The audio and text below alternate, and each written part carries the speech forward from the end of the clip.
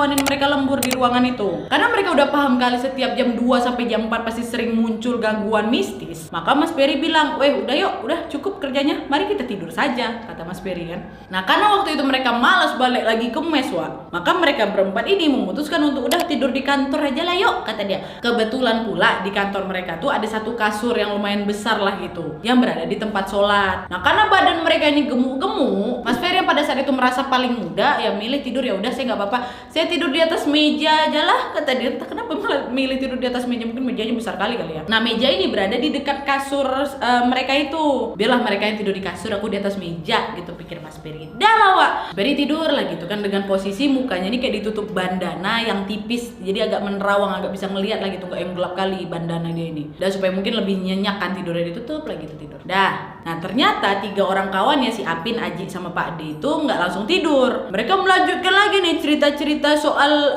percintaan. Masuklah ke pembahasan soal pelet cewek kotaka ini. Bahas-bahas soal pelet, Wak, mereka jampi-jampi. Kenapa? Karena ternyata si Apin kawannya ini sedang ada masalah asmara dengan wanita penjaga warung di dekat Sungai B itu. Nah, wanita ini lebih tua pula, Wak, dibanding si Apin. Karena itulah Pak D mewanti-wanti si Apin ini biar hati-hati kalau nanti kebetulan kena pelet gitu loh. Karena mungkin si Apin udah jatuh cinta kali sama si wanita itu. Takutnya dipelet lah gitu kan, kekhawatirannya Pak D ini. Pak D itu pun sempat bilang tuh, "Woi Pin, nanti kau ya nggak usah sering-sering kali kau makan di warung si kakak itu. Kau penting harus sholat 5 waktu. Terus katanya kau jangan tidur di atas bidang yang ada kolong di bawahnya gitu, kayak misalnya kasur yang berkolong sama di atas meja gitu, kayak si Ferry mungkin kan." Itulah pantangan-pantangan yang disebutkan sama Pak D. Nah, Mas Ferry ini dengar nih, Wak, karena belum begitu tidur lelap kali. Sampai akhirnya Mas Ferry dengar sayup-sayup obrolan pelet memelet mereka itu.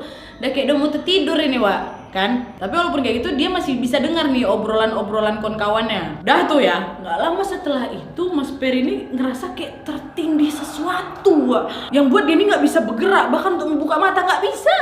Dan kalian tahu, merinding aku, tiba-tiba Mas Ferry, Wak, wajahnya kayak dipenuhi rambut yang panjang kali, jadi kayak nyapu wajahnya. Dalam hati Mas Ferry berteriak-teriak akan minta tolong sama 3 kawan yang lagi ngobrol soal pelet-peletan mah, tapi nggak bisa keluar suara sekalipun, nggak bisa bergerak. Dengan sekuat tenaga Mas Ferry berusaha ngelawan dan buka mata tuh, ya kan. Kalian masih ingat kan di balik bandana dia itu kan bandananya masih menerawang, bahan bandana yang tipis gitu kan. Dia coba buka matanya pelan-pelan, dan kalian tahu, pada saat dia sudah berhasil membuka matanya di balik bandana tipis itu, Mas Ferry melihat ada wanita dengan posisi yang sama seperti Mas Ferry, yaitu tidur melayang menghadap ke atas. Bayangkan Mas Ferry tidur nih, menghadap dia ke atas. Di atasnya ada cewek juga menghadap ke atas juga. Gitu tapi ngelayang. Itu ya mukanya kena rambut. Kenapa? Karena kan cewek tidur gini, rambutnya jadi menyapu-nyapu wajah Mas Ferry. Bayangkan, ya Allah. Ini yang epicnya lagi, Wak, tiba-tiba wanita tidur melayang di atas badan dia ini, berbalik dia berputar gitu menghadap wajah Mas Ferry. Kalian bayangkan? Dia pikir, oh ngeh dia ternyata ya udah aku balik, ngapa per gitu. Pada saat itu Mas Ferry ngelihat, Wak, wanita tuh kayak boneka, karena nggak ada muka, nggak ada telinga, tapi lubang hidung sama lubang kupingnya ada. Dan bayangkan itu kayak boneka ya kan, matanya nggak ada, mulutnya nggak ada, tapi lubang hidungnya ada, lubang telinganya ada. Waktu udah sejelas itu nengok perawakan atau bentuk si cewek melayang ini, Mas Ferry langsung loncat dari meja, langsung dia berdesak-desak sama kawan yang 3 lagi bahas soal cewek pelet-pelet itu. Untung bisa meloncat, dia apa nggak terkejut orang bertiga itu kan. Kok ngapa nih, kata kayak gitu. Pak D nanya, ngapa kok Ferry, kata dia kayak gitu. Kenapa, ada apa? Sampein sama Pak D, kata dia. Nggak apa-apa Pak D, nggak apa-apa, kata dia. Ngapa? Jawab nggak, kata Pak D kan. Nggak enak lah Mas Ferry pemula ya kan, junior. Pak D yang tua yang senior. Akhirnya dia bilang lah, Pak, tadi ada cewek Pak tidur di atas saya melayang, terus dia berputar ngeliat muka saya. Ada lubang hidung, ada lubang telinga, tapi nggak ada mata sama mulutnya. Diceritain lah itu semua ya. Nah, ini kawan-kawannya si Apin aja ini juga pada ketakutan kan. Alah, aku tengok itu pula, kata dia. Baru aja ini makanya aku meloncat tempat kalian. Akhirnya kata pada, ya udah, kalian tidur lah, biar aku yang berjaga-jaga. Aku akan bangun sampai nanti azan subuh tiba, baru kita pindah ke mes ya. Katanya tidurlah kalian dulu. Dah. Akhirnya kenapa dia nggak mau tidur? Ya Mas Ferry disuruh, udah kamu tidur aja di atas kasur nih, biar bertiga sama Aji sama si siapa Apin. Tapi waktu udah disuruh tidur itu mereka bertiga pun nggak bisa tidur, Wak. Ketakutan lah kan, was-was juga. Ya udahlah, kenapa kalian nggak tidur, nggak bisa tidur kami Pak D, kata. Ya udah kalau gitu udah yuk kita ngobrol-ngobrol aja sampai azan subuh, bentar lagi nya itu, kata Pak D kan. Nah di sini Wak Apin yang memang sudah diwanti-wanti soal pelet wanita yang jaga warung makan itu nggak kuat, dia memang Wak, ngantuk, tertidur. Jadi cuma si Apin doang yang ketiduran ya, si Aji, si Peri sama Pak D berjaga lah gitu, ngobrol nih mereka bertiga. Tidur si Apin. Tiba-tiba kalian tahu, gak lama setelah si Apin itu terlelap, mereka bertiga melihat kakinya Apin ini seperti ada yang narik, karena badannya bergeser Wak sekitar 30 cm. Yang nengok bertiga itu, waktu ditarik itu Apin pun langsung terbangun, wah dia teriak gitu kan, siapa yang remas kaki aku? Kata itu, kerja kalian kan, kami aja terkejut nengok kok bergeser sendiri, sakit loh woi, kata si Apin. Apin ngerasanya apa Wak? Dia kayak ngerasa kaki itu diremas ya kan dengan keras, baru ditarik gitu. Dan baru aja si Apin ini ditarik 30 cm sama mereka kawan yang bertiga ini nengok kejadian tersebut, gak lama kemudian security buka kantor mereka, jebrak dia buka gitu. Security yang ada di depan yang ngejaga tuh, kejut lah kan mereka, bapak kenapa? Kata kayak gitu. Mas tahu mas, saya barusan mimpi buruk sekali. Kenapa mas? Coba istighfar dulu, ceritakan dulu sama saya, kata Pak Ade kan. Saya mimpi Pak, saya dimarahin sama orang yang nggak tahu siapa. Orang ini marah karena saya membiarkan si Apin ini buang air kecil di pohon salem depan kantor, katanya. Kok pohon salem? Pohon asem maksud aku. Ke depan tuh ada pohon asem kan Wak. Nah mereka bertiga yang dengar ini nanya lah ke si Apin, Pin kok kencing sembarangan gue ya? Betul lah gue pipis di sana. Si Apin yang udah baru aja ditarik Wak, dia pun terkejut lagi. Ih kok tahu ya? Iya, aku sering pipis di situ memang karena aku takut pergi ke toilet dan di ujung koridor itu. Dan sebenarnya nggak cuma ke wajah yang dimarahin, aku juga sering dimarahin di dalam mimpiku. Dan kadang juga aku sering mendapatkan gangguan dari penunggu si pohon asem itu, tapi aku nggak berani cerita sama kalian. Mungkin gara-gara dia nggak minta maaf kayak gimana, setannya datangin security suruh bilang sama Apin. Apin pun satu. Nah dah tuh ya teror mereka di malam itu. Nggak sendirian loh yang ngalamin, berempat ya, sama supir security berlima. Besok paginya cerita soal teror mereka ini pun tersebar lah ke sebagian besar staf yang ada di Poroyan itu karena diceritakan sama si Pak D. Cepu juga Pak D. Terus datanglah ini seniornya Mas Ferry yang lain yang dulunya pernah mengerjakan bangunan sebelumnya dari kampus ini Wak. Senior Mas Ferry ini sebut aja mungkin namanya Bayu ya kan. Nah jadi si Bayu ini bercerita ternyata kantor mereka itu Wak dulunya adalah lab lama dari si kampus ini. Dan ruang pengawas itu, ruangnya tempat Pak Martin kerja malam-malam itu, ruangan di sebelah ruangannya Mas Peri itu dulunya adalah ruang jenazah praktek. Dan dulu ada mayat wanita tanpa identitas yang dijadikan bahan praktek, dan sering dikabarkan arwah ini masih kayak penasaran lah di sana. Dan cuma si Bayu atau seniornya Mas Ferry inilah yang tahu soal hal itu.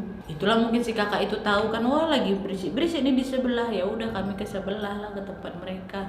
Diganggu dia.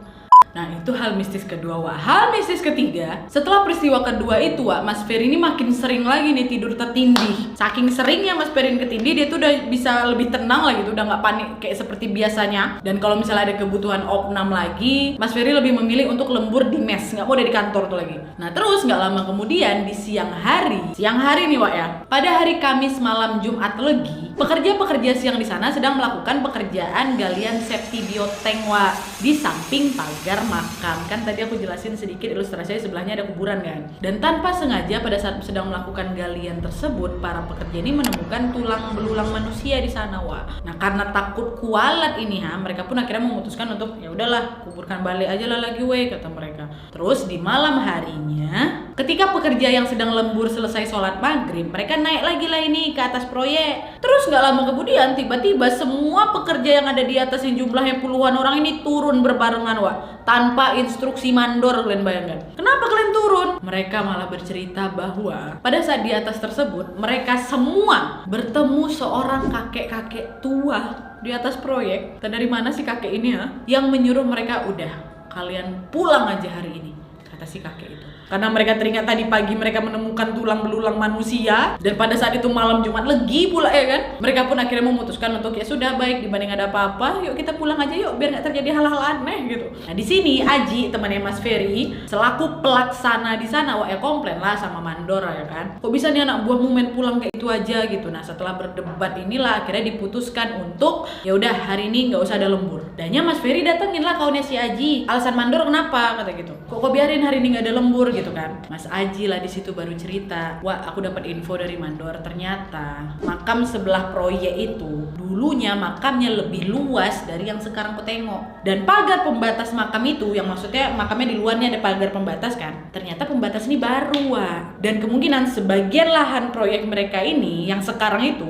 dulunya adalah bekas makam itu yang sudah direlokasi. Mungkin pada saat itu tidak semua jenazah bisa dipindahkan, atau ada bagian tubuh yang tidak dibawa pada saat dipindahkan. Dan pada saat paginya kan mereka lihat itu, anak-anak buahnya si mandor kan ngelihat ada tulang belulang manusia kan. Harusnya waktu kalian nengok itu kalian keluarkan lah, habis itu kalian kubur lagi di tempat yang layak, bukannya malah dikubur lagi di lokasi yang sama, di dekat, mohon maaf, di dekat septic tank pula ya kan, yang notabene-nya adalah penampungan kotoran manusia. Nah karena takut terjadi apa-apa, udah kayak peringatan kan ini sama si kakek itu, akhirnya udah aku sama mandor putuskan untuk besok kita lakukan kegiatan sesajen dan syukuran aja lah dalam proyek gitu.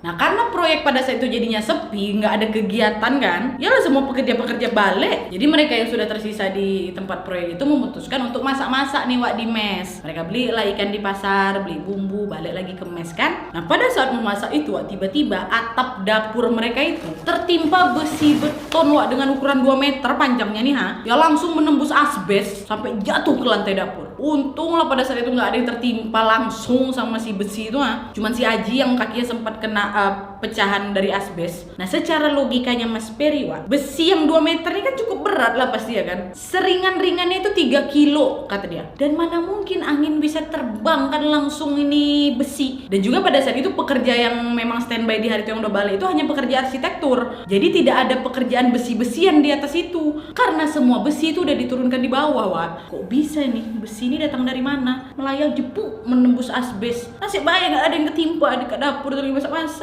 Tapi walaupun demikian wah, pesta makan-makan tuh tetap mereka lanjutkan. Nah setelah makan-makan selesai, mereka yang memang sudah terbiasa tidur larut malam, nggak biasa tidur jam 10 malam ya kan, di situ mereka luangkanlah waktu main-main kartu, bernyanyi, pakai gitar, belamanya-nyameknya. Terus lagi asik-asik kayak gitu wak, saat tengah malam ya tiba-tiba pintu dapur yang awalnya terbuka tiba-tiba tertutup sendiri dengan keras wak. Oh mungkin dari sini kalian mikir, oh mungkin itu kan gara-gara angin wak, dari lubang asbes yang jebol itu angin masuk, ketutup lah itu pintu dapur ya kan. Tapi wak yang anehnya, pintu dapur itu cara ngebukanya itu harus ditarik dari luar. Ya ini dapur nih, ya ini dapur sebelah depan, ini pintunya. Kalau pintunya mau dibuka, nariknya tuh ke seret, bukan ke dalam gini ya, kebayang ya, jadi nariknya gini, keluar. Nah pintu dapur pada saat itu lagi dalam keadaan terbuka. Ini dapurnya ya, ini dapur, asbesnya jebol di sini. Bayang logikanya, kalau memang angin besar itu datang dari dapur, harusnya kan anginnya masuk nih, zoom gitu. Nah pintu yang dalam keadaan kebuka ini kan harusnya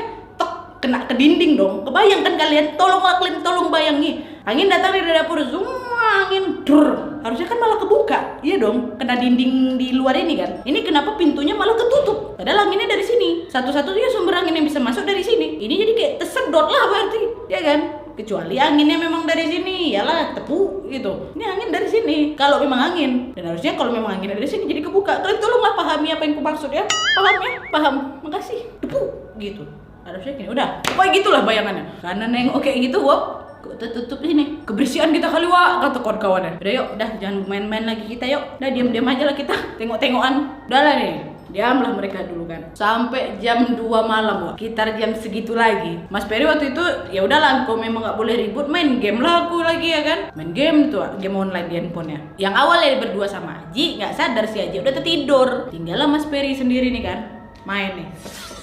Nanggung nih, udah setengah pertandingan gue tadi. Habis ini aku mau bubuk, kata Mas Ferry. Pada saat itu tiba-tiba dari arah pintu masuk ada berbunyi gesekan di pintu tuh kayak ada kucing yang cakar kayu tuh bayangkan gitu. Dalam pikiran Mas Ferry, oh kucing, ya kan? Tapi secara tiba-tiba bunyi gesekan kucing itu langsung berpindah ke dapur yang lokasinya ada di dalam mes. Dan suara gesekan itu biar kalian tahu berpindah-pindah wak, dari pintu depan habis itu pindah lagi ke dapur secara cepat wak, cuma beda 2 detik aja tuh pindah lagi gitu. Mas Ferry yang pada saat itu apalagi nih, nggak mau aku pastikan, udah aku di sini aja lah. Tentu suara apa kata dia kan, biarlah serah kalian lah, mungkin lagi nih pertandingan aku, mungkin dalam pikirannya. Dan gak lama setelah itu, Wak, tiba-tiba nih, di telinganya Mas Peri dengar ada suara jeritan wanita yang sangat lirih. Dan yang epicnya lagi, suara itu kayak berputar-putar tuh loh, Wak. Kayak gini loh, dia jelas di telinga kiri. Abis itu nanti jelasnya di telinga kanan, jadi kayak dia tapi apa tadi? Dia teriak lirih ya. Gitu. Jelas sekali terdengar di telinga kiri, samar di telinga kanan. Nanti jelas di kanan, samar sebelah kiri, kayak gitu, Wak. Dalam hati Mas Peri waktu itu, jangan-jangan ini suara cewek-cewek yang ada di kos sebelah kampus ini kayaknya. Tapi kalau memang suara cewek-cewek itu, kenapa suara itu putar-putar ya? Padahal kan kos itu cuma ada di sebelah kiri. Ini suaranya gitu, kayak lagi berputar, Wak. Udah lah kayak gitu, Mas Peri gak jadi lah dilanjutkannya tandingnya. Ditutup handphonenya, ditutup juga muka pakai selimut, ditutup juga telinganya pakai selimut. Dan suara itu masih ada kayak suara nyamuk jadinya ya. Udahlah nih, Wak, ya. Keesokan paginya barulah syukuran dilakukan dan tidak ada gangguan seperti malam itu lagi, alhamdulillahnya. Tapi kayak ya gangguan-gangguan kecil, kayak tiba-tiba nanti hantu wanita muncul aja di samping meja tempat kerjanya si Mas Peri, walaupun sekelebat aja, tapi kan seram juga, Wak. Tapi sering terjadi. Tapi yang jelas gak se-ekstrim dulu-dulunya itu. Tapi tetap serem sih, Wak. Gila, kalau lagi ngerja tiba-tiba ada cewek nemenin kau walaupun cuma sekelebat. Oke, Wak, jadi itu tadi cerita kengerian Mas Peri pada saat bekerja di proyek kampus ini ya. Yang seperti aku kasih tahu di awal, kampus ini bergerak di kejuruan ilmu kesehatan. Dan juga proyek ini sebelahan dengan makam yang mungkin sebagian lahan proyek ini adalah memang bekasnya makam gitu. Makanya adalah hal-hal mistis yang dialami oleh pekerja proyek di sana. Dan memang Mas Peri memilih untuk menyamarkan lokasi dan nama aslinya sendiri untuk menjaga satu dan lain hal. Dan sebenarnya ada juga sih kata Mas Peri cerita yang di Sungai B ini, tapi Mas Peri nggak mau ceritain karena bukan dia yang ngalamin, kawannya sendiri yang mengalaminya. Mungkin nanti Mas Peri bisa pujuk kawannya untuk menceritakan apa yang terjadi di Sungai B itu, langsung email aja Mas Peri ya. Oke, Wak, jadi itu tadi ceritanya, gimana menurut kalian? Sekali lagi terima kasih banyak Mas Peri, Mas Aji, Mas Apin, Pak D, siapapun itu walaupun nama kalian disamarkan. Kalau Mas Peri dengar ini pastilah tolong sampaikan aja salam aku sama mereka semua ya. Terima kasih sudah menambah koleksi cerita horor kami. Dan buat kalian yang juga pengen berbagi cerita horor kalian boleh langsung email atau kirimkan cerita horor kalian ke email yang ada di description box dengan subjek kisah hororku ya. Oke, Wak, jadi sekian dulu videonya. Terima kasih banyak yang sudah menonton. Kalau kalian suka video ini, klik like-nya. Jangan lupa komen di bawah untuk ide dan saran-saran untuk video selanjutnya. Jangan lupa nyalain notifikasinya supaya kalian tahu kalau aku upload video baru. And as always, jangan lupa untuk klik tombol subscribe supaya kalian sama-sama tahu informasi menarik dan menegangkan dari